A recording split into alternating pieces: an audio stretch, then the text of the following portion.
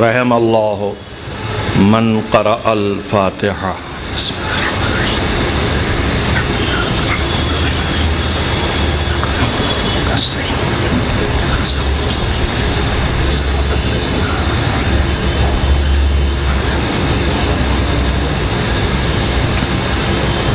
اعوذ باللہ من الشیطان اللعین الرجیم. بسم اللہ الرحمن الرحیم. الحمد للہ رب العالمین والعاقبۃ للمتقین والجنۃ للمؤمنین والنار للملحدین والصلاة والسلام علی سید الانبیاء والمرسلین سیدنا و نبینا و شفیعنا بالقاسم محمد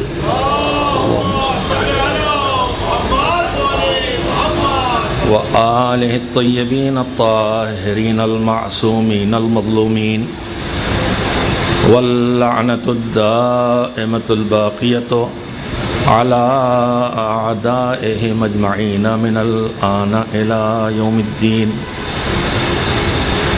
اما بعد فقد قال اللہ سبحانہ وتعالی فی کتابہ المبین وہو اصدق الصادقین وقولہ الحق. بسم اللہ الرحمن الرحیم. وَلْتَكُن مِّنكُمْ أُمَّةٌ يَدْعُونَ إِلَى الْخَيْرِ وَيَأْمُرُونَ بِالْمَعْرُوفِ وَيَنْهَوْنَ عَنِ الْمُنكَرِ وَأُولَئِكَ هُمُ الْمُفْلِحُونَ. صلوات بھیجیں محمد و آل محمد علیہ وسلم پر.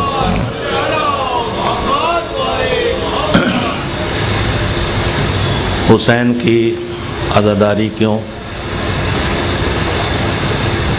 یا اور وضاحت کروں تو حسین کی عزاداری کے لیے اتنا اہتمام کیوں، اور حسین کا مشن کیا، اس عنوان سے گفتگو شروع کی گئی ہے. چاند رات سے روز کچھ لوگ شاید ایسے تشریف لاتے ہیں یا لاتے ہوں جو اس سے پہلے نہ آئے ہوں، اس لیے ربط کے بطور پچھلی گفتگو کا خلاصہ کرتے ہوئے بات کو آگے بڑھانے کی کوشش کرتا ہوں. لیکن اس سب سے پہلے جو آیہ کریمہ میں نے پڑھی ہے سورہ آل عمران کی 104 نمبر کی آیت ہے. اس کا انتخاب اس لیے کیا ہے کہ اس میں اللہ نے جن کچھ لوگوں کو کچھ کام دیے ہیں، کچھ ذمہ داریاں دی ہیں، اور کچھ لوگوں کو نہیں، ہم کو اور آپ کو جو قرآن کے ماننے والے ہیں، صرف ان کو، ان کے علاوہ کسی اور کوئی ذمہ داری نہیں دی ہے. ان ذمہ داریوں کو 3 لفظوں میں بیان کیا ہے. اللہ نے 3 ذمہ داریاں دی ہیں، اور آیہ کریمہ جو یہ 3 ذمہ داریاں ہیں، سید الشہداء علیہ السلام جب مدینے سے نکلے ہیں تو انہوں نے انہی باتوں کا سب سے پہلے تذکرہ کیا ہے، یہ بتانے کے لیے کہ وہ مدینے سے کیوں نکل رہے ہیں، مدینہ کیوں چھوڑ رہے ہیں، اور کیا کرنے والے ہیں. پہلے آیت کا ترجمہ سن لیں، پر امام کے ان جملوں کو میں آپ کے سامنے پیش کروں تاکہ ربط قرآن اور اہل بیت کا آپ کے ذہنوں میں رہے. اللہ کہتا ہے وَلْتَكُن مِّنكُمْ أُمَّةٌ يَدْعُونَ إِلَى الْخَيْرِ. تمہارے درمیان کچھ ایسے لوگ ہونا چاہیے، ایک گروہ ہونا چاہیے، ایک گروپ ہونا چاہیے، ایک تنظیم ہونا چاہیے. میں مختلف لفظ اس لیے بول رہا ہوں کہ لفظ امت سے ہمارے دماغ میں عام طور پر یہ آتا ہے امت رسول. لفظ امت اکیلا بھی بولا جائے تو امت رسول، اور اس میں سب آتے ہیں. لیکن لفظ امت اصل میں کسی ایک خیال پر، کسی ایک سبجیکٹ پر، کسی ایک موضوع پر، کسی ایک بات پر جب کچھ لوگ جمع ہو جائیں جنہیں جمع کرنے کی وجہ کوئی ایک مرکزی خیال ہو، بات ہو، مہم ہو، تو وہ کہلاتی ہے امت۔ وَلْتَكُن مِّنكُمْ أُمَّةٌ، اور جو ہم آپ جمع ہوتے ہیں تو قرآن نے گروہ بنائے، پارٹی بنائیں، انجمن بنائیں، کسی طرح کی کوئی بھی تشکیل وجود میں لائیں، تو قرآن نے، میں نے کہتا ہی رہتا ہوں، قرآن نے ہماری زندگی کا کوئی خانہ خالی نہیں چھوڑا ہے۔ آپ چاہے جس نام سے بنائیں، تنظیم، انجمن، آرگنائزیشن، ٹرسٹ، جس میں بھی چند لوگوں کو جوڑ رہے ہیں آپ، چاہے جس نام سے بنائیں، مگر قرآنی اصول یہ ہے کہ تعاونوا علی البر والتقوی ولا تعاونوا علی الاثم والعدوان، ایک دوسرے کا ساتھ دو، ایک دوسرے سے جڑو، ایک دوسرے کے ساتھ کھڑے ہو، ایک دوسرے کے ساتھ کمیٹیاں بناؤ، تنظیمیں بناؤ، آرگنائزیشن بناؤ، مگر کس کے لیے؟ علی البر والتقوی، ایک دوسرے کا ساتھ دو تو نیکی میں اور تقوی میں، اچھے کاموں میں ایک دوسرے کا ساتھ دو، اور ساتھ دینا ہے تو تقوی یعنی دین کی پابندی، کم سے کم واجب نہ چھوٹے اور حرام نہ ہو، اس پر جمع ہو۔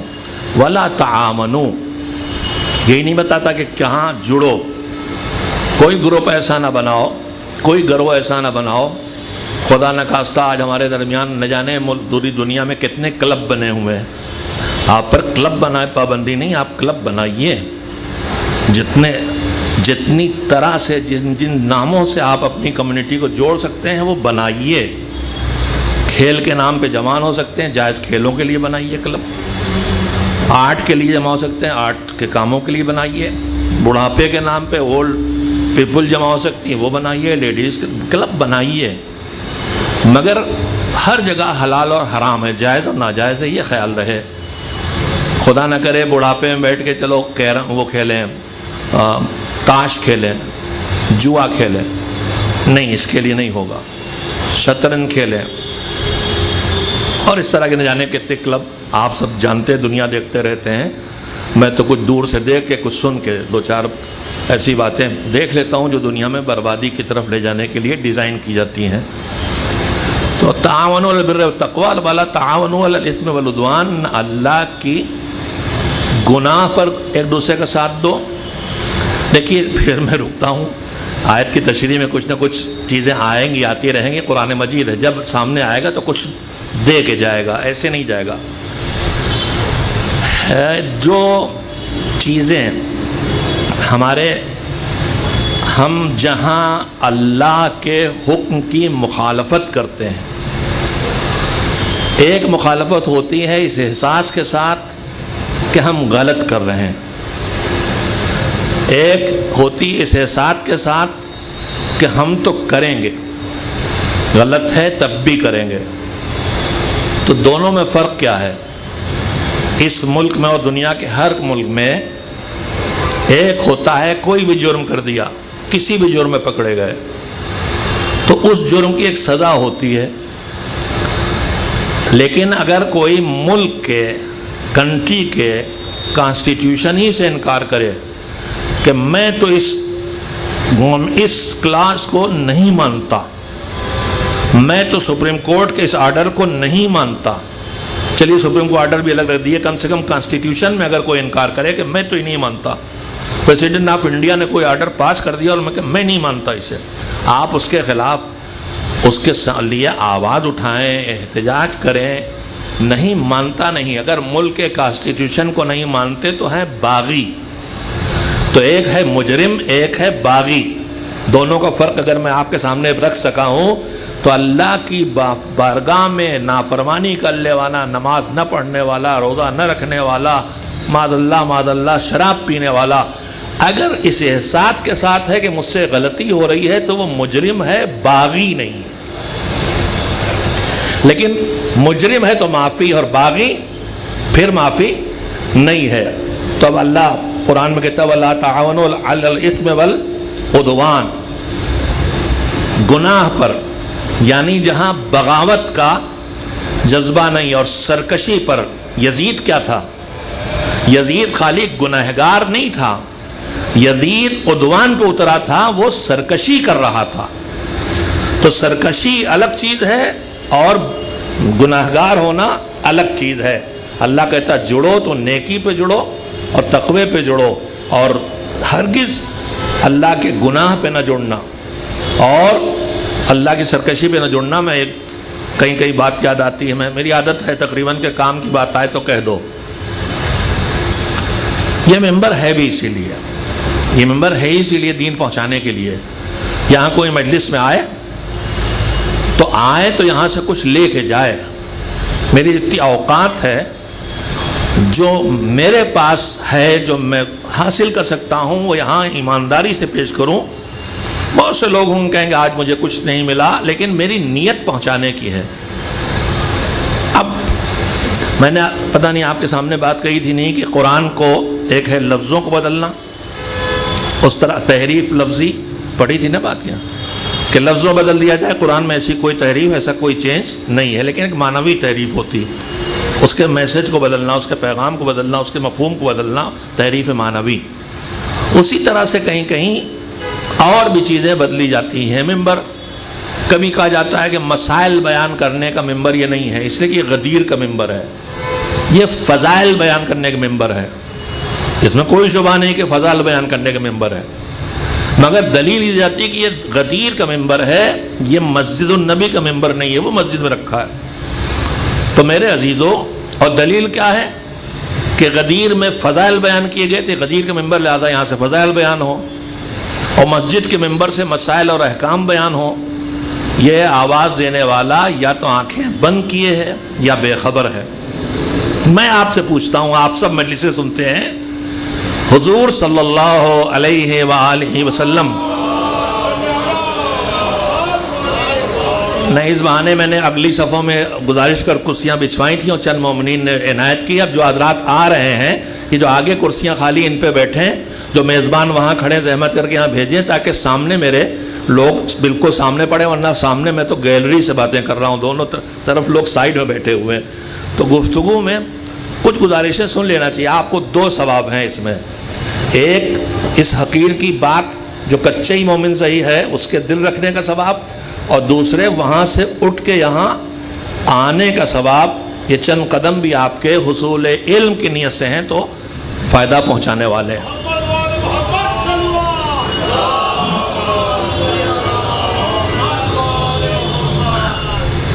عجیب طرح کے میسج دی آتے ہیں، ممبر غدیر کا ہے اور غدیر سے فضائل بیان ہوئے اور مسائل جو بیان ہوئے مسجد النبی کے ممبر سے۔ میں آپ سے پوچھتا ہوں، کل تبلیغ کے 23 سال، تبلیغ کے 23 سال میں 13 برس مکے کے، نہ وہاں مسجد نہ وہاں ممبر، 10 برس مدینے کے، سارا دین، اصول دین تو مکے میں آئے، توحید آئی، نبوت آئی، شرک کے خلاف آیتیں آئیں، قیامت کا عقیدہ آیا، لیکن سارے فضائل کہاں آئے؟ حسین منی وانا من حسین کہاں کہا حضور نے؟ خطبہ توڑ کے حسین کو گود میں لے کے کہاں گئے؟ کون سا ممبر تھا؟ سجدے میں جب پشپ نواسا آ گیا تو وہ کہاں تھا؟ کندھے پہ جب چڑھایا تو کہاں تھے؟ تو سب تو مدینے میں اس مسجد النبی کے ممبر سے فضیلتیں بھی بیان ہوئی ہیں اور اسی سے احکام بھی بیان ہوئے، اسی سے اخلاقیات بھی بیان ہوئے ہیں۔ اور غدیر کے ممبر میں ولایت سے پہلے پورے دین کا خلاصہ بیان کیا ہے۔ تو دو ممبر نہ بنائیے، یہ آپ کی بے خبری ہے اگر آپ یہ کہتے ہیں کہ مدینے کے ممبر سے مسائل بیان کیجئے۔ مدینے کے ممبر سے زیادہ فضائل وہیں سے بیان ہوئے ہیں اور مسائل بھی وہیں سے بیان ہوئے ہیں، لہذا ممبر کی دو قسمیں نہیں بنائی جانا چاہیے۔ میں آج ہی کوشش کرتا ہوں، دیکھتا سنتا رہوں کہ چاروں طرف کیا چل رہا ہے۔ اگر کہیں سے کوئی ایسی بات ہے جو دشمن بہت پیچھے پڑا آپ کے، ہمارے بہکانے کے لیے، جوانوں کو کیسے بہکائیں، جوانوں کو، بزرگوں کو کیسے ہٹائیں، مین اسٹریم سے ہٹانا ہے، ایکسٹریم پہ لے جانا ہے، اسٹریم سے ہٹاؤ ایکسٹریم پہ لے جاؤ، اس پہ لگا ہوا ہے۔ میں آج ہی سن رہا تھا تو ایک مجلس میں بات پڑھی جا رہی تھی کہ جو عشرے کی مجالس محرم کی ہو رہی ہیں، ان کا ایجنڈا ہمیں آپ کو نہیں طے کرنا، یہ ایجنڈا پہلے سے طے ہے۔ اب ایجنڈے کا لفظ انہوں نے استعمال کیا، میں نہیں کہہ رہا ہوں، انہوں نے کہا کیا ایجنڈا ہے؟ ان کا اس کا ایجنڈا یہ ہے کہ زینو مجالسکم بذکر علی ابن ابی طالب. اپنے آپ بھی پہلے بہت زور سے خوش ہوں گے اور ہے بھی حقیقت. زینو مجالسکم بذکر علی ابن ابی طالب, اپنی مجلسوں کو علی کے ذکر سے زینت دو. تو اب اگر اسی بات کو ہم یہ کہیں کہ بس اب یہی ذکر ہونا چاہیے مولا علی کا صرف, تو پہلا سوال یہ کہ پھر رسول اللہ کا ذکر کہاں کریں, پھر حضرت زہرا کے ذکر کہاں کریں, پھر امام کے زمانے کے امام کا ذکر کہاں کریں. تھوڑا آدمی کو روایت فہمی کی ضرورت ہے, لفظوں پہ نہیں اٹکا جاتا. پھر ایک تو یہ بات ہے ان کو کہاں, ان کا ذکر کہاں کریں, ایک بات.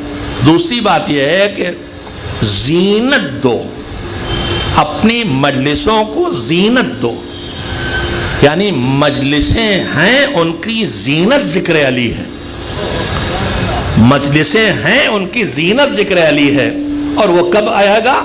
جب مجلسوں میں وہ باتیں بتائی جا رہی ہیں کہ جو ذہنوں کو تھکا دینے والی ہیں, سناٹا چھا رہا ہے, تو ذکر علی کرو گے تو بیداری آ کے رہے گی. اب آپ کی خود ذمہ داری تھی کہ اب کم سے کم ایک بار نعرہ حیدری آپ پڑھتے, نعرہ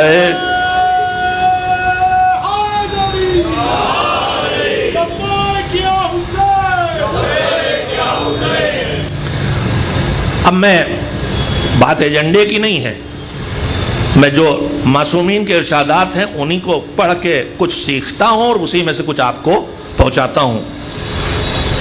امام جعفر صادق علیہ السلام یا امام رضا, جہاں تک مجھے یاد آتا ہے امام جعفر صادق, اور میں اکثر مجلسوں میں کہتا ہوں, آپ کے سامنے بھی شاید کہہ چکا ہوں کہ ہمیں اتنی پریشانی نہیں ہوتی کہ کس امام نے کہا ہے, اس لیے کہ چھٹے امام نے ہمیں فرمایا کہ اگر تمہیں اطمینان ہو کہ ہم میں سے کسی نے کوئی بات کہی ہے اور تمہیں یہ یاد نہ رہا ہو کہ ہم میں سے کس نے کہا, تو تم سیدھے کہہ دو قال رسول اللہ, رسول اللہ نے کہا ہے. ہاں صلوات بھیجیں حضور کا سنو. کیوں کہہ دو؟ کہا اس لیے کہ ہم اپنی طرف سے کہتے ہی نہیں ہیں, ہم جو بھی کہتے ہیں وہ رسول اللہ کی طرف سے کہتے ہیں. تو کہہ دو رسول اللہ, چاہے امام صادق نے کہا کہو رسول اللہ نے کہا, علی رضا نے کہا کہو رسول اللہ نے کہا, محمد تقی نے کہا کہو رسول اللہ. تو پریشانی کی بات نہیں. چھٹے امام چاہے 8ویں امام, جہاں تک میری یاد, چھٹے امام نے پوچھا کہ تجلسون و تتحدثون یا تحدثون. اب یہ آج صبح میں نے جو خواجہ مسجد کی صبح نماز صبح کے بعد مجلس ہوتی ہے اس میں ایک بات کہی تھی کہ تجلسون یہ ورب ہے اور اس کا روٹ ورڈ ہے جلوس اور جلسہ, بیٹھنا, الجلسہ والجلسہ اور الجلوس. وہیں بھی میں نے ایک بات اور کہی تھی کہ جو ایک روایت کے مجتہد ہوتے ہیں ان کو ہوشیار رہنا چاہیے. اردو میں جلوس کس کو کہتے ہیں؟ چند لوگ ایک ساتھ مل کے چلیں تو وہ جلوس ہے, اور عربی میں جلوس کیا ہے؟ بیٹھنا جلوس ہے. تو اگر اردو سے عربی سیکھے ہوئے لوگ آئیں گے روایت سمجھنے تو وہ جلوس وہ ہوگا سمجھیں کہ اردو میں ہے اور ہے وہاں بیٹھنے کے معنی میں, تو الٹ جائے گا کہ نہیں. تو جلوس کے لفظ سے بنا ہے مجلس, بیٹھنے کی جگہ. امام نے کہا اتجلسون, کیا بیٹھتے ہو, یعنی ہماری سادہ زبان میں کیا مجلس کرتے ہو. اتجلسون, کیا مجلس کرتے ہو, مل جل کے بیٹھتے ہو. تذکرون تحدثون, اور ہماری بات کرتے ہو, یعنی ہمارے بارے میں گفتگو کرتے ہو یا ہماری باتوں کو بیان کرتے ہو. اب پوری امام نے کہا ہماری بات, تو کیا مطلب ہوا؟ رسول اللہ کی بات ہو, جناب زہرا کی بات ہو, امام مولا علی کی بات ہو, ان میں سے کسی کی بات ہو, اور ان کی بات خدا کی بات, اور خدا کی بات دین کی بات, تو ہماری بات کرتے ہو. تو لوگوں نے کہا ہاں مولا ہم بیٹھتے بھی ہیں اور آپ کی بات بھی کرتے ہیں. اب ہم سمجھیں کہ یہ ابھی دیکھیے اس کا اگلا جملہ حدیث آپ سنتے رہتے ہیں, لیکن اس کی قدر پہچانے جو آپ یہاں بیٹھے ہیں آ کے. کہاں مولا ہم بیٹھتے ہیں؟ تو فرمایا انی احب تلک المجالس, ان مجلسوں کی عظمت پہچانیے. ہم آپ کسی چیز کو پسند کریں, ہم کسی چیز کو سے محبت کریں تو کوئی خاص بات نہیں، لیکن اگر ہمارا مولا کہے کہ مجھے یہ چیز پسند ہے، اس سے میں محبت کرتا ہوں، تو اس کی قیمت پہچانیے، اس مجلس کو ہلکے میں نہ لیجئے۔ فرمایا انی احب تلک المجالس، میں تمہاری ان مجلسوں کو جو تم بیٹھ کے ہماری بات کرتے ہو، ایسی مجلسوں کو پسند کرتا ہوں۔ اور اس کے بعد روایت کے ٹکڑے ہیں، اور اس کے بعد دعا کے فقرے ہیں کہ اللہ ایسی مجلسوں میں بیٹھنے والوں پر اور ایسی مجلسوں پر اپنی رحمت نازل کرے۔ اس کے بعد فرمایا رحم اللہ من احیا امرنا، اگلا جملہ فرمایا کہ اللہ ہر اس آدمی پر اپنی رحمت نازل کرے جو ہمارے امر کو، ہمارے کام کو زندہ کرتا ہے، جو ہمارے کام کو زندہ کرتا ہے۔ اب ان کا امر اور ان کا کام کیا ہے؟ ان کا کام کوئی مثلا جا کے کھجور کا باغ، انہیں تو ہم سے کوئی کام نہیں ہے، تو پھر ان کا امر کیا ہے؟ ان کا امر وہی جو اللہ کا ہے، مہم، ان کی مہم، ان کا مشن، ان کی مہم ہے لوگوں کو دین پہنچانا، دیندار بنانا، دین کو بچانا۔ تو ان کا امر ہے، ان کا کام ہے دین۔ من احیا امرنا، جو ہمارے امر کو، ہمارے کام کو زندہ کرتا ہے۔ تو لوگوں نے کہا مولا آخر ہم کیا ہیں کہ آپ کے کام کو ہم زندہ کریں گے؟ ہماری اوقات کیا ہے؟ آپ جو فرما رہے ہیں ہمارے امر کو زندہ کرتے ہیں، کیا ہے؟ توجہ دیں تو میں آخری جملہ اس حدیث کا سنا دوں۔ جب چاہنے والے جو بیٹھے تھے انہوں نے کہا کہ آپ کہہ رہے ہیں کہ اللہ اس پر رحمت نازل کرے جو ہمارے امر کو زندہ کرے، تو لوگوں نے پوچھا آپ کا امر کیا ہے؟ یہ کیا ہے جو ہم کریں؟ تو آپ کہیں ہمارے امر کو زندہ کیا ہے؟ تو فرمایا ان یتعلم علومنا ویعلمها الناس، ہمارے امر کو زندگی دینا یہ ہے کہ وہ انسان، وہ مومن ہمارے علوم کو حاصل کرے اور لوگ جو اس علوم سے بے خبر ہیں ان تک وہ علوم پہنچائے۔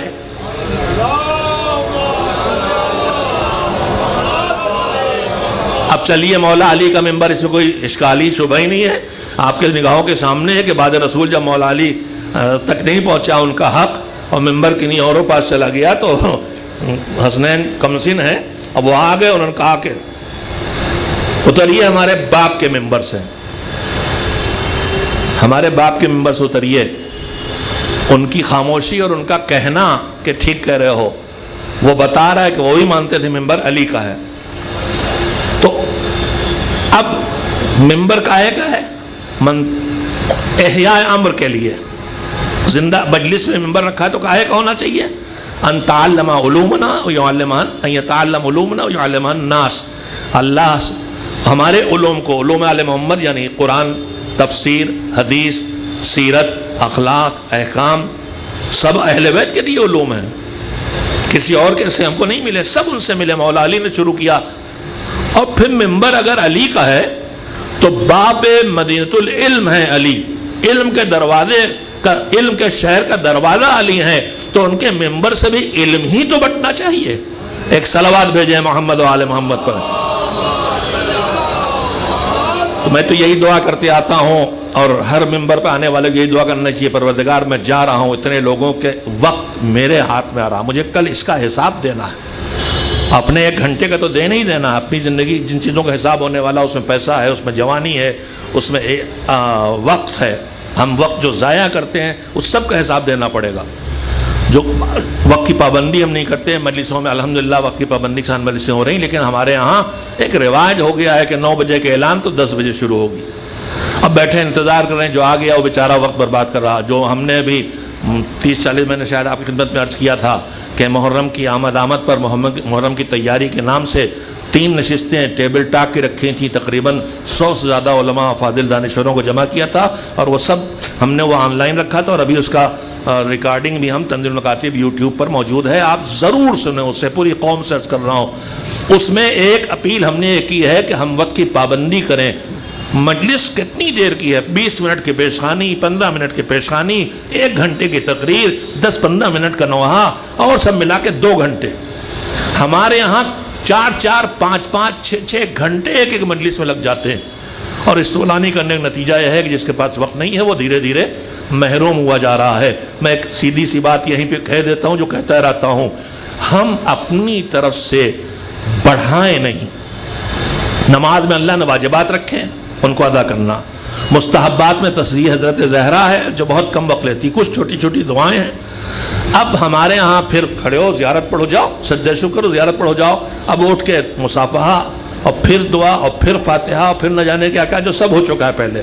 لوگ کہیں گے بند کرا رہے ہیں، ہم بند نہیں کرا رہے ہیں، ہم کہنا یہ چاہتے ہیں کہ اللہ نے واجب کے ساتھ مستحب بھی اس لیے رکھا ہے کہ واجب کا ٹائم ہے اور مستحب کا نہیں، تو مستحب کو چھوڑ سکو۔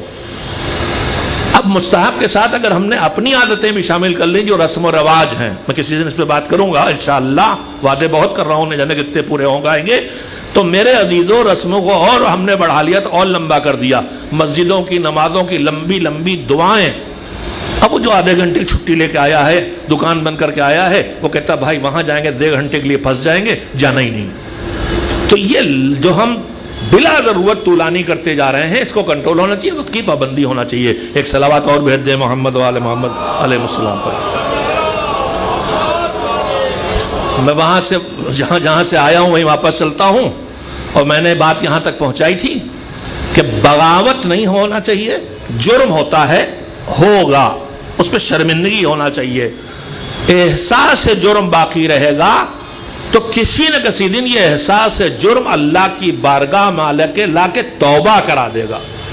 لیکن اگر میرے جوان نے یہ سوچ کے نماز چھوڑی کہ ہم تو ماتمدار ہیں، ہم تو عزادار ہیں، ہم تو زائر ہیں، ہم نوحہ خان ہیں، اب وہ اگر یہ سوچ کے نماز چھوڑ رہا ہے تو اسے لگ ہی نہیں رہا ہے کہ میں نماز نہیں پڑھ رہا ہوں، یہ غلط ہے۔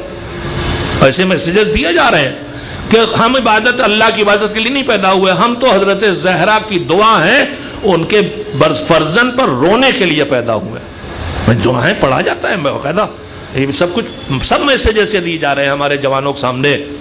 حسین نے جان کاہے کے لیے دی تھی، زہرا نے اپنے بیٹے کو دیا تھا، صرف اس لیے کہ ہم ان پہ روئے بیٹھ کے۔ انہوں نے ساری قربانیاں تھی دین بچانے کے لیے۔ تو یہ عزاداری جہاں ہم دین کے راہ پہ کھڑے ہیں وہاں سے بڑھنے کے لیے ہے، اپنے کو بڑھانے کے لیے ہے، اس طرح نہیں ہے وہی تحریف معنوی میسج کو چینج کر دینا، ڈائیورٹ کر دینا۔ تو باغی نہ بنے آدمی، اگر بنتا ہے مجرم بن جاتا ہے تو ہر وقت اس کی معافی ہو سکتی۔ یہاں تک بات لا کے اب میں موضوع پہ جو موضوع روز عرض کرتا ہوں بہت کم تذکرہ ہو پاتا ہے، مگر جو مجھے لگتا ہے کہنے کی بات ہے تو کہہ دیتا ہوں، اور انشاءاللہ دل سے نکلے گی تو دل میں اترے گی۔ اس مجلس میں میں آؤں تو سوچ کے آؤں، مجھے اتنے لوگوں کے گھنٹوں کا حساب دینا ہے۔ اگر 300-400 لوگ مثلا مرد اور خواتین سب مل کے ہیں، تبرک بانٹنے والے جانتے ہوں کتنے روز آ رہے، ہمیں تو اچھا لگ رہا ہے کہ جو سامنے بیٹھے ہیں سننے کے لیے بیٹھے ہوئے ہیں۔ آج تو پیچھے بھی ابھی تک عالم برزخ میں آنکھیں نہیں گئی ہیں، سب پوری توجہ سن رہے ہیں۔ یہی مشکل ہے، میں اسکول میں تو پڑھا نہیں ہوں، میں کچھا 5 کے ودیالے میں پڑھا ہوں، لیکن میں اب سنتا ہوں ایک کچھ ہوتے ہیں جن کو کہا جاتا بیک بینچرز، شاید یہ کہتے نا پیچھے بیٹھنے والے، تاکہ سر یا میم جو ہیں ان کی نگاہ نہ پڑنے پائے۔ لیکن میں نے کل بھی بتایا تھا کہ دور کا چشمہ میرا زیادہ صحیح ہے چاہے قریب والا صحیح نہ ہو، ان کو مجھے دیکھنے کی ضرورت نہیں، پیچھے والوں میری نگاہ رہتی ہے۔ ایک بار ایسی لہر صلوات کی اچھے کہ لگے کہ ادھر سے بھیجی جا رہی ادھر سے نہیں، پرزور صلوات بھیجے ہیں محمد والا۔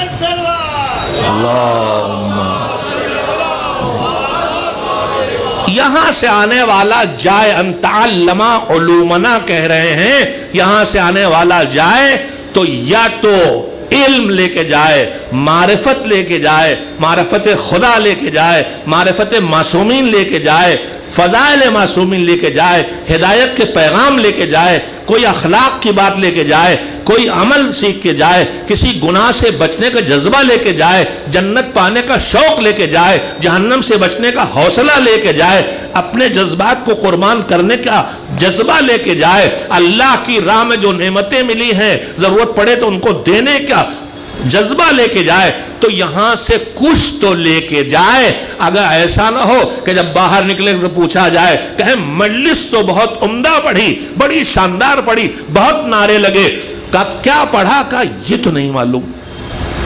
ہیں حالات، مولانا صلی اللہ مقامہ یہ بات کہتے تھے، انہیں سنا میں نے، مجلس تو بہت شاندار پڑھی، مجلس بڑی کامیاب مجلس ہوئی. اب کامیاب آپ کی نگاہ میں کیا؟ جس میں نعرے لگے. نعرے مجھے بھی اچھے لگتے ہیں، ایسا نہیں ہے، لیکن کامیابی کا معیار نہیں ہے کہ آپ خوش ہوں. کامیابی کا معیار یہ ہے کہ وہ خوش ہو. کامیابی کا معیار یہ ہے کہ جو اس کی رضا کا مظہر ہیں وہ محمد و آل محمد ہم سے خوش ہو جائیں. وہ خوش ہوں گے تو مومن تو خوش ہونے ہی والا ہے. اب آپ ایک صلوات مل جل کے بھیجیں محمد و آل محمد علیہ السلام.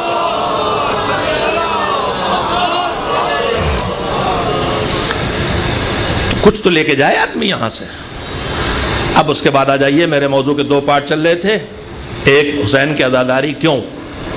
آپ اب دیکھیں جناب آدم سے لے کے خاتم المرسلین تک خود سید خاتم المرسلین نے کیا کہا ہے؟ ما اوذیا نبی کما اوذیت. جیسے مجھے ستایا گیا ہے ایسے کسی نبی کو نہیں ستایا گیا. جناب نوح پتھروں میں دب جاتے تھے، کسی نبی کو اتنا نہیں ستایا گیا. اتنا ستایا گیا ان کو. حضرت زہرا کہ آپ مرثیہ پڑھتے ہیں، صبت علیہ مصائب لو انہا صبت علی الیام سرنا لیالیا. یہ مبالغہ نہیں ہے، وہ کوئی شاعرہ نہیں ہے، وہ حقیقت کہہ رہے ہیں. صدیقہ طاہرہ ہیں. اتنی مصیبتیں پڑی ہیں. یہ شاعری اور تخیل نہیں، حقیقت ہے کہ اگر جو مصیبتیں مجھ پہ پڑی ہیں اگر دنوں پہ پڑتی تو وہ اندھیری راتوں سے بدل گئے ہوتے. یہ سورج نہ رہ جاتا، اندھیری رات سے بدل جاتا. تو اتنی مصیبتیں پڑیں. اور شہید بہت بڑی تعداد شہداء کی، اور ہمارے 11 کے 11 امام شہید ہیں. صدیقہ طاہرہ شہیدہ ہیں، مظلومہ ہیں. حضور بھی وفات اور کم جب تک تاریخ سمجھی گئی تھی تب تک. اب آج ہمارے محققین علماء اہل بیت جو محقق ہیں انہوں نے یہ فیصلہ کر لیا ہے کہ حضور کی موت زہر سے ہوئی ہے. زہر یہودیوں نے دینا شروع کیا، کئی بار زہر دیا گیا. آخری بار جو زہر دیا گیا وہ گھر میں تھے، اور اسی زہر کی زہر سے اس شدت سے بیمار ہوئے، اور بخار اور راشا. اور جب مسجد میں جھگڑا شروع کیا مسلمانوں نے، کون پڑھائے گا، تو کندھوں پہ ہاتھ رکھے مولا علی اور جناب فضل ابن عباس کے گئے تھے تو پیر زمین پہ رگڑ رہے تھے. اتنی مصیبتیں پڑی، اتنی شہادتیں، مگر کربلا کے علاوہ کسی کی شہادت کی عزاداری کا اہتمام نہیں ہے. میں 1-2 نمونے آج بھی آپ کے سامنے رکھوں، اور روز اس لیے رکھ رہا ہوں کہ ہم محسوس کریں کہ اس عزاداری کی عظمت کیا ہے، تاکہ عزاداری کا جو اللہ نے ہدف و مقصد رکھا جو وہی ہے جو حسین کا ہدف اور مقصد تھا. حسین کا مشن کیا تھا؟ میں آپ کے سامنے روز کہتا ہوں ہدایت حسین کا مشن تھا. سب سے مکمل بات یہ ہے کہ دین بچانا حسین کا مشن تھا. قرآن بچانا، توحید کو بچانا، نبوت کو بچانا، ولایت کو بچانا، نماز روزہ، پورا دین بچانا مشن تھا. اس کے بعد آگے بڑھیں تو پھر ظلم کے خلاف آواز اٹھانا، ظالم کو ظلم سے روکنا، مظلوم کی حمایت کرنا، انسانوں کے سوئے ہوئے ضمیر کو جگانا، انسانوں کے سوئے ہوئے ضمیر کو جگانا، مردہ دلوں کو زندگی دینا، بے ضمیر انسانوں کو محسوس کرانا، چہروں پہ پڑی ہوئی نقابیں ہٹانا. نہ جانے کتنے اغراض ہیں، اہداف ہیں جو حسین کے مشن میں داخل ہیں، اور عزاداری کا وہی کام ہے. میں اس کو انشاءاللہ آپ کے سامنے باقی شبوں میں زیادہ عرض کرنے کی کوشش کروں گا. اہمیت عزاداری کے بارے میں گفتگو سلسلہ 2-3 شبوں سے جاری ہے. آج بھی اس کو تھوڑا سا کنٹینیو کر کے، اور بس اب اس کے بعد میں مجلس میں وقت ختم ہو رہا ہے، اس لیے کوشش کروں گا کہ جلدی سے مجلس ختم ہو اور وقت کے اندر وقت ختم ہو جائے. میرے عزیزو، میں نے کل آپ کی خدمت میں حسین خصائص حسینیہ جو سید الشہداء کو اللہ نے جن خصوصیتوں سے نوازا، اور میں نے عرض کیا تھا سب کو ایسا ہے، لیکن سید الشہداء کی خصوصیتیں ایک طرح کی فہرست ہے پوری. اس میں 2 دن سے میں آپ کو روایت سنا رہا ہوں کہ 4 خصوصیتیں سید الشہداء کے ملی ہیں. 4 خصائص ہیں اور 4 اہمیت پہ توجہ دلاتی ہیں. ایک، اللہ نے ان کی تربت میں شفا رکھی ہے. مجھے یاد نہیں، میں اکثر یہ روایت پڑھتا ہوں، مجھے یاد نہیں آپ کے سامنے ذکر کیا کہ نہیں. اگر کر لیا ہے تو جو پھر آئے ہیں وہ سن لے، اور جنہوں نے نہیں سنا ہے وہ سن لے۔ تربت میں شفا رکھی، لوگ صاحب مٹی میں شفا، تو سنیے میرے عزیزو، وہ تو حسین کے خون جذبہ وہ مٹی ہے۔ آپ دیکھیں جب کسی انسان کا دم مشکل سے نکلے تو اس کے دم کو آسانی سے نکل جائے، اس کے لیے مذہب نے راہیں بتائیں۔ اس کے پاس بیٹھ کے سورہ یاسین پڑھی جائے، ہم سب کو پتا ہے، سورہ صافات یا سورہ صف پڑھی جائے، بعض روایات میں بھی ہے۔ لوگ کلمات ہیں،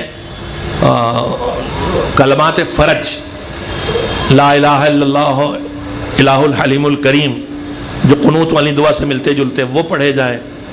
انہی احکام میں ایک حکم یہ ہے، توجہ فرمائیں گے، کہ اس کا جس کا دم مشکل سے نکل رہا، اس کو اس کے گھر میں وہاں لے جا کے لٹا دیا جائے جہاں وہ نماز پڑھا کرتا تھا۔ اب اس سے 2-3 نتیجے نکال لیں ہم۔ پہلی بات تو یہ کہ میرے گھر میں کوئی ایک جگہ ایسی ہونا چاہیے جو میرے نماز پڑھنے کی جگہ کہلائے، اور مستحب بھی ہے کہ جو نماز شب ہے وہ گھر میں پڑھے، واجبات کو مسجد میں آ کے ادا کرے۔ ایک جگہ مسجد گھر میں ہماری بنی ہونا چاہیے، ہر آدمی نہ مسجد جا سکتا ہے نہ جاتا ہے، ایک ہم نماز میں کہیں مصلی بچھائے پڑھ لیا، نہیں، ایک خاص جگہ ہماری نماز پڑھنے کی ہونا چاہیے۔ اور میں یہیں پہ دوسری بات بھی کہتا ہوں، نہ ہم ہمیشہ بچوں کو لے کے، نہ روز امام بارگاہیں کھلتی ہیں، نہ محفلیں ہوتی ہیں، نہ مجلسیں ہوتی ہیں، اور نہ ہر روز ہم جماعت میں اور مسجد میں جا سکتے ہیں، اور لے جائیں بھی تو بچوں کو نہیں لے جا سکتے۔ لہذا ہمارا گھر چاہے کتنا ہی چھوٹا کیوں نہ ہو، اور ہمارے الحمدللہ ہمارے درمیان دیکھنے کو ملتا ہے، کسی گھر میں بھی رہیں تو ایک چھوٹا سے گوشہ ہی صحیح، ایک چھوٹا سے عزاخانہ بنا لیتے ہیں۔ اسی جگہ جہاں آپ نے عزاخانہ بنا رکھا ہے وہیں پر مصلی بھی بچھا دیے، اس لیے کہ حسین نے کربلا میں مصلی بچھایا تھا، وہیں مذہبی کتابیں رکھ دیجئے، تاکہ بچہ پہلے دن سے دیکھے تو دیکھے یہ عباس کا علم ہے، یہ حسین کی زری ہے، تو یہ حسین نے جس مصلی پہ سر کٹایا تھا وہ مصلی ہے۔ پہلے دن سے اس کے دماغ میں عزاداری اور نماز ایک ساتھ بیٹھ جائے۔ تو یہیں پہ جملہ مجھے یاد آ گیا، بے حد اہم ہے۔ میری بیٹیاں جن کے گود میں ننھے بچے ہیں، ہم کچھ بھی ہو جائے، کتنی بے دینی گھروں میں آ جائے، مگر کسی بھی بچے کو جو گود میں ہو، بس تھوڑا سے اس لائق ہوا ہے کہ کچھ انگلی اٹھا لے، کچھ منہ سے کہہ دے، تو ہم کہتے ہیں بیٹے ماتم کرو، تو اس کا ہاتھ یا نہیں پڑتا، پیٹ پہ پڑتا ہے۔ ہم کہتے ہیں بیٹا، وہ جہاں ذرا بولنے لگا اس کی زبان سے کیا نکلتا ہے؟ یا حسین یا حسین۔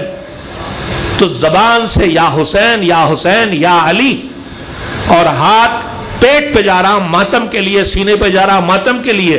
کیوں؟ اس لیے کہ ماں نے سکھایا ہے۔ تو گود میں پال کے اگر تم یا حسین سکھا سکتی ہو، گود میں پال کے تم سینے پہ ہاتھ رکھنا سکھا سکتی ہو، تو اس طرح پالو کہ یہی ہاتھ جو یا حسین کہہ رہے ہیں سینے پہ پڑ رہے ہیں، یہی ہاتھ تکبیر کے لیے بھی اٹھنا شروع کر دے۔ اس طرح سے پالو کہ جو یا حسین کہہ رہے ہیں وہی اللہ اکبر بھی کہنا شروع کر دے۔ اس لیے کہ حسین کا ہدف تھا اللہ اکبر کہلانا۔ ایک صلوات بھیجیں محمد و آل محمد علیہ السلام کو۔ دم مشکل سے نکل رہا ہے تو لے جا کے اسے لٹا دو جہاں نماز پڑھتا تھا۔ میں آپ سے پوچھتا ہوں، میں کون ہوں؟ ہم سب کون ہیں؟ ٹھیک سے نماز میں دل نہیں لگتا، 2 رکعت نماز ڈھونڈو کہ پوری نماز میں دماغ ہٹا ہی نہ ہو، کہیں نہ گیا ہو، نہیں ڈھونڈے ملتی۔ ہو گئے ہوں گے کم سے کم 10-11 سال کی عمر سے تو پڑھوائی جا رہی نماز، مگر کوئی نماز ڈھونڈے نہیں ملتی۔ تو ہم کون ہیں؟ ایسے عبادت کرنے والے، ایسے نماز پڑھنے والے، گنہگار، خطاکار، نہ جانے کتنے گناہ ہم سے سرزد ہوئے ہیں۔ معصوم ہونا تو بہت دور کی بات ہے، عادل ہونا بھی۔ ہمارے جسموں میں کتنی نجس غذائیں پہنچی ہیں، جان بوجھ کے نہ صحیح، شبہ کی حالت میں صحیح، بے خبری میں صحیح پہنچی ہیں نا، مگر ہم اچھا جہاں ہم نماز پڑھتے ہیں وہاں خون تو ہمارا دور سے ہی، پسینہ بھی نہیں گرا ہے، اور گرا بھی ہے تو مصلی پہ گرا، وہاں زمین میں نہیں پہنچا۔ آپ سوچو کہنا کیا چاہتا ہوں، بالکل سامنے کی بات ہے۔ میرا جیسا گنہگار کسی زمین کے ٹکڑے پہ کھڑے ہو کے نماز پڑھے تو اس زمین میں اثر اللہ دے دے کہ اس کی مشکل کی موت آسانی سے بدل جائے، تو جب میری نماز کی کھڑے ہونے کی جگہ میرے مرض کی شفا بن سکتی ہے، تو جہاں نماز رسول فاطمۃ الزہرا کا فرزند صاحب تطہیر کا خون جہاں جذب ہوا ہو، وہ خاک شفا کیوں نہ بن سکتی ہے؟ ایک صلوات بھیجیں محمد و آل محمد۔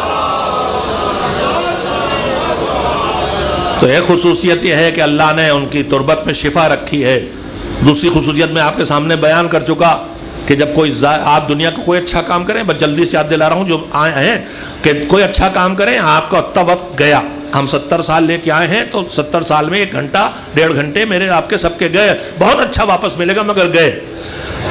پوری حج میں جاؤ تو گیا، اور کسی کی زیارت میں جاؤ تو کہیں کوئی روایت نہیں ہے، مگر سید الشہداء کی زیارت میں ہے۔ کہ ابھی جو میں بتا رہا ہوں کہ خصوصیات میں خصوصیت یہ ہے کہ زیارت کے لیے جب نکلے گا، جب تک گھر واپس نہیں آئے گا، جتنا وقت اس کا لگے گا اللہ اس کی عمر سے نہیں گھٹائے گا، الگ سے اتنا وقت دے گا۔ یہ آپ کو سنا چکا ہوں۔ تیسری بات جس کی شاید نہیں کل لے جائیں گے انشاءاللہ تشریح، ایک صلوات بھیجے محمد و آل محمد پر۔ چوتھی بات کی تشریح کرنا ہے مجھے۔ تیسری بات، امامت کا سلسلہ قیامت تک رہنا ہے، اور حضور کہہ گئے سب اہل بیت میں ہوں گے، سب قریش میں ہوں گے، سب بنی ہاشم میں ہوں گے۔ قریش بہت بڑا ہے، بنی ہاشم اس سے چھوٹا ہے، اس سے چھوٹا اہل بیت۔ تینوں روایتیں حضور کی تمام علماء اسلام نے آپ کے سامنے اس دن عرض کیا تھا، صحیح بخاری سے لے کے سب میں یہ آیا ہے کسی نہ کسی شکل میں، 12 ہوں گے 12 ہوں گے 12 ہوں گے، چاہے وہ قریش سے ہوں، قریش سے بہت قبیلے ہیں، چاہے بنی ہاشم سے ایک قبیلہ، اور پھر اس کے بعد اس سے آگے اہل بیت سے ہوں گے میرے، اور سمٹ گیا بالکل۔ تو امام ہیں، امامت چلے گی۔ چھٹے امام فرماتے ہیں، جو روایت ہے انہی سے منسوب ہے، فرماتے ہیں کہ اللہ نے میرے جد حسین کو ایک خصوصیت اور دی ہے۔ پہلے قربانی کیا دی انہوں نے؟ فرمایا ان کی قربانی، ان کی شہادت کی وجہ سے قربانی یہ ہے کہ انہوں نے اپنے اولاد کو سب کو قربان کر دیا، اور پورا کنبہ قربان ہوا، صرف ایک مریض بیٹا کربلا میں بچا تھا۔ اللہ نے کہا تو صحیح، تم مٹانے پہ لگے ہو تو ہم ان کے جلانے پہ لگیں گے۔ امام کہتے ہیں اسی قربانی کی وجہ سے اللہ نے امامت کا سلسلہ نسل حسین میں رکھا ہے۔ اب آخری بات ذرا سے تشریح کے ساتھ، اور اللہ کرے کہ میں وہ بات جو نہایت علمی ہے، اور علمی بات میں اپنی طرف سے نہیں علماء سے سیکھ کے آپ کی خدمت میں رکھ رہا ہوں۔ چوتھی بات، وَإِجَابَةُ الدُّعَاءِ تَحْتَ قُبَّتِهِ،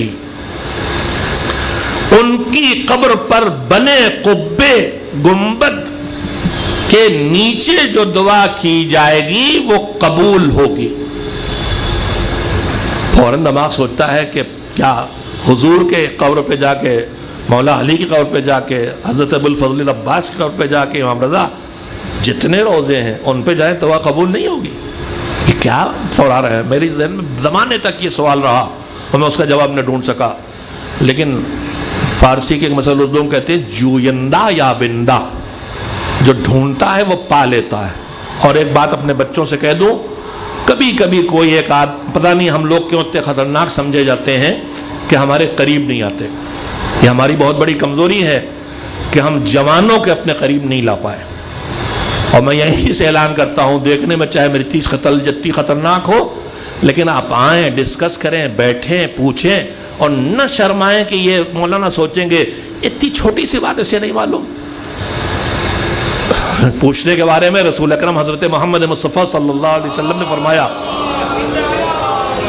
کہ نہیں جانتے ہو تو پوچھو۔ جب کوئی کسی جانکار سے کچھ پوچھتا ہے تو پوچھنے والا ایک، بتانے والا ایک، مگر ثواب 3 کو ملتا ہے، کہ اسے 4 کو ملتا ہے۔ اسے ثواب ملتا ہے جس نے پوچھا، اسے ثواب ملتا ہے جس نے جواب دیا، ایک پوچھنے والا ایک جواب دینے والا کا، اور اسے بھی ثواب ملتا ہے جس نے اس جواب کو سنا۔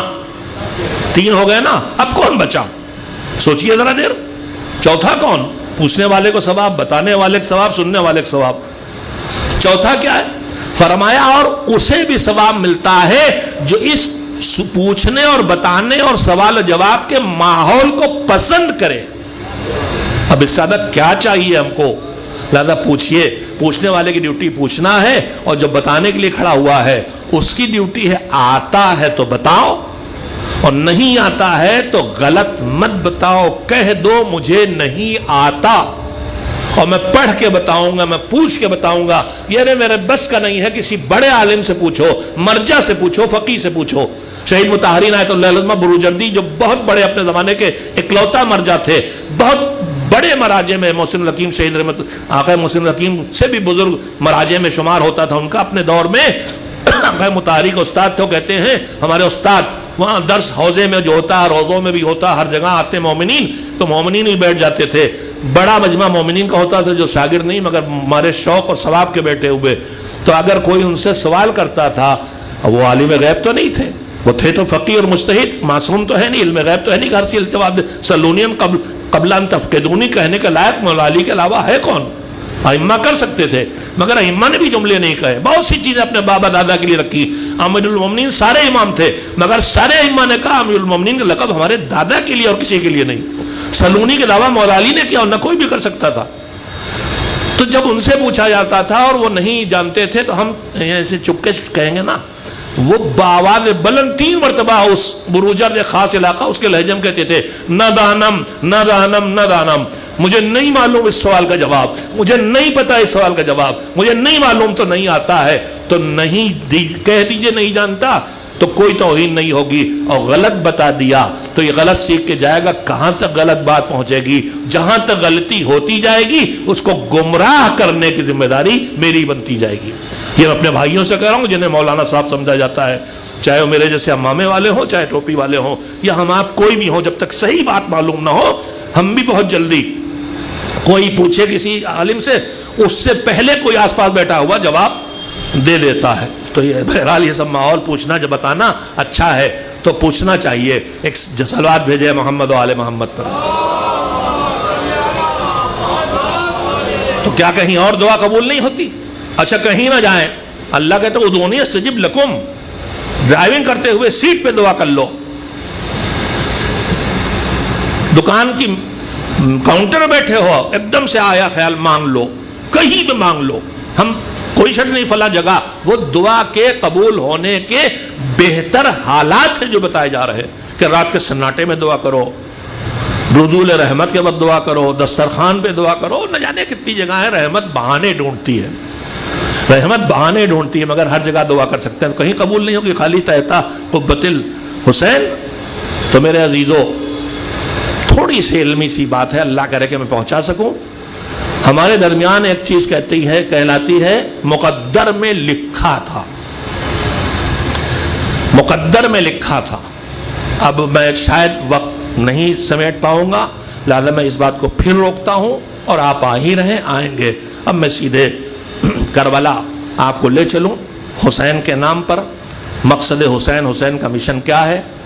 مقصد حسین ہے دین بچانا، مقصد حسین ہے نماز کی حفاظت کرنا، مقصد حسین ہے قرآن کو بچانا، چاہے اس کے لیے سجدے میں سر کٹانا پڑے، چاہے نوکے نیزہ پر تلاوت کرنا پڑے۔ مقصد حسین ہے جنہیں چادر تطہیر ملی تھی، ان کی کنیزوں کے سروں سے چادر نہ کھینچی جا سکے، چاہے بہنوں کو، بیٹیوں کو ننگے سر کوفہ و شام کے بازاروں میں جانا پڑے۔ اور اس مقصد کے لیے حسین نے جو قربانیاں دی ہیں وہ ہمارے آپ کے سامنے ہیں۔ آج 3 محرم گزر گئی، 4 محرم کی شب ہے۔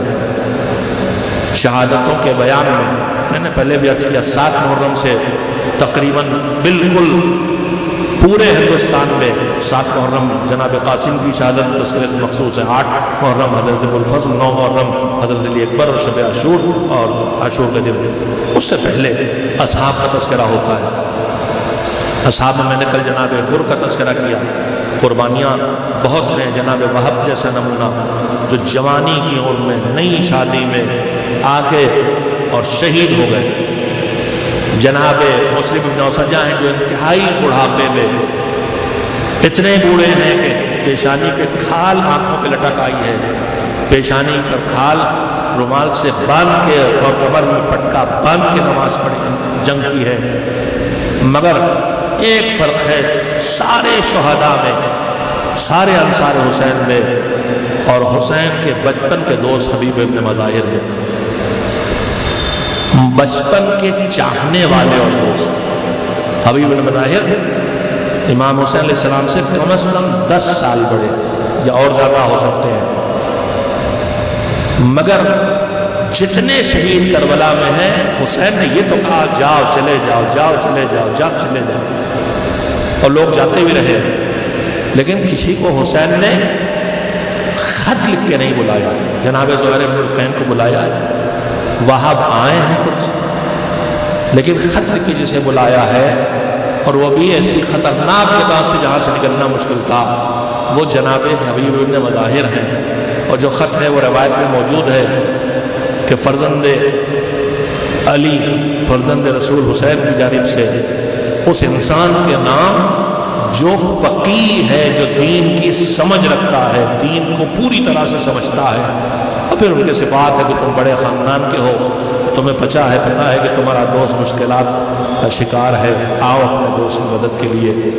حبیب آپ روز مجلس سنتے ہیں، لیکن میں یاد دلاؤں آپ کو، یہ نام بھی حبیب ہے، جیسے خلیل جناب ابراہیم کا لقب ہے، دوست، وہ دوست جو اپنے دوست کا محتاج ہے۔ حبیب حضور کا لقب ہے، وہ پسندیدہ بندہ جس کو اللہ پسند کرتا ہے۔ ان کا نام حبیب ہے، یہ پسندیدہ بھی ہے۔ ان کو کس نے پسند کیا ہے؟ حبیب کو حضور نے پسند کیا ہے۔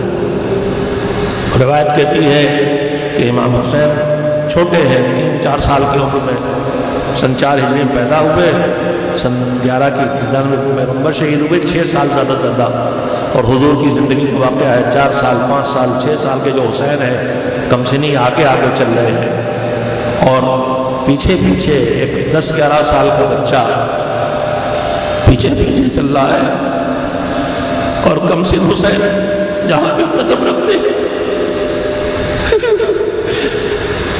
وہاں کی خواب اٹھا کے آنکھوں سے لگاتے ہیں۔ رسول اللہ نے پوچھا کون ہے؟ ان کے بیٹے مظاہر، ان کے والد مظاہر تھے، بتایا کہ ان کے بیٹے ہیں۔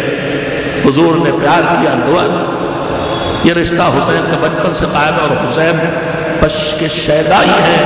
ابھی مکے مدینے کوفے میں جب مسلم آئے ہیں، یہ بھی مجاہدین میں ہے، لیکن حالات نے مجبور کر کے انہیں مجبور کیا ہے کہ چھپ کے گھر میں بیٹھ رہے۔ حالات کوفے کے اتنے خراب ہیں، کوئی نکل کے کوفے سے حسین کی مدد کے لیے نہیں جا سکتا۔ اسی درمیان حسین کا خط لے کے رات کے سناٹے میں چھپتا چھپاتا کوئی حسین کا سفیر پہنچا، دق الباب، دروازہ کھٹکھٹایا، کھانا کھا رہے ہیں، زوجہ کے ساتھ بیٹھے ہوئے باہر نکلے، واپس آئے تو زوجہ نے پوچھا کیا ہے؟ تو بتایا کہ حسین نے سفیر بھیجا ہے اور مجھے کربلا بلایا ہے۔ حالات ایسے ہیں کہ کھل کے بات نہیں کی جا سکتی، یا پھر جذبہ پیدا کرنا ہے، جو جذبہ حبیب کے دل میں ہے وہی جذبہ بیوی کے دل میں پیدا کرنا ہے۔ کہا پھر جب فرزند زہرا نے بلایا ہے تو حبیب تمہارا کیا ارادہ ہے؟ منوان یہی روایت جناب زہیر کے لیے بھی ہے، زہیر بن القین کے لیے، اب اسے اس وقت نہیں پیش کر سکتا، یہی روایت موجود ہے۔ کہا کیا ارادہ ہے؟ تو حبیب نے کہا سوچیں گے، کھل کے بات نہیں ہو سکتی۔ تو کہا کہ تم کیسی بات کر رہے ہو حبیب؟ فرزند رسول تمہیں بلایا تم نہیں آؤ؟ کہ نہیں یہ بات نہیں ہے، کنیز زہرا میں جاؤں گا۔ جانے کے حالات بالکل نہیں ہے۔ غلام سے کہا میرا گھوڑا لے کے گھر سے نکل کے جو کربلا جانے کا راستہ ہے وہاں کوفے کو جگہ پہ پہنچنا، مگر سیدھے نہ جانا، ادھر ادھر گھومتے ہوئے جانا، تاکہ نہ سمجھا جا سکے کہ تم گھوڑا لے کے کیوں جا رہے ہو۔ حبیب خود نہیں گئے، غلام کو بھیج دیا۔ اب رات کے سناٹے میں حبیب نکلے چھپتے ہوئے، رات کے سناٹے میں جب وہاں پہنچے تو دیر ہو گئی تھی تو سنا کیا؟ تو غلام گھوڑے کے کانوں میں کہہ رہا تھا اے میرے آقا کی سواری مایوس نہ ہو، اگر میرا آقا نہیں آئے گا تو میں تجھ پہ سوار ہو کے چلوں گا۔ حبیب آئے، دعا دے کے رخصت کیا، رات کے سناٹے میں خاموشی سے نکلے۔ 5 محرم کو جہاں پہ میری آزاد ہے حسین کے لشکر میں حبیب پہنچے ہیں، مگر 2 محرم سے مسلسل فوج یزید آ رہی تھی۔ خیموں میں جب گھوڑوں کی ٹاپوں کی آواز پہنچتی تھی تو زینب کہتی تھی فضا جا کے دیکھ کیا میرے بھیا کا کوئی مددگار آیا ہے، اور فضا آ کے کہتی تھی لشکر یزید آیا ہے، سپاہی یزید کے آئے ہیں، یزید کے لیے لڑنے والی فوج آئی ہے۔ اور زینب کہتی تھی ارے یزید کے ساتھ آنے والے اتنے ہیں اور میرے مظلوم بھیا کا کوئی مددگار نہیں ہے۔ اسی مایوسی کے عالم میں ایک مرتبہ خیموں میں اصحاب کے خیموں میں سے ایک غلغلے کی آواز اٹھی، ایک جوش کی آواز سنائی دی، کہا جا دوڑ کے جا دیکھ کیا میرا بھیا کا کوئی مددگار آیا ہے۔ وہاں پہنچی تو دیکھا حبیب ظاہر آئے ہیں، واپس آئی فضا آپ کے بھیا کے بچپن کے چاہنے والے اور دوست حبیب آئے ہیں۔ اس مایوسی کے عالم میں کبھی حبیب کے آنے کی خبر سنی تو سیدہ کی بیٹی نے کہا جا کے میرے بھیا کو میرا سلام دے دو۔ زینب کا سلام چلا تو پھر ساری بیویوں کا سلام ساتھ ساتھ ہے۔ حبیب تک فضا نے سلام پہنچایا، آپ کو زینب کبریٰ سلام کہہ رہی ہے۔ اماں سر سے اٹھا کے دیکھا ارے آج تو بے کسی آ گئی کہ ہماری آقا زادیاں ہمیں سلام کرے غلاموں کو۔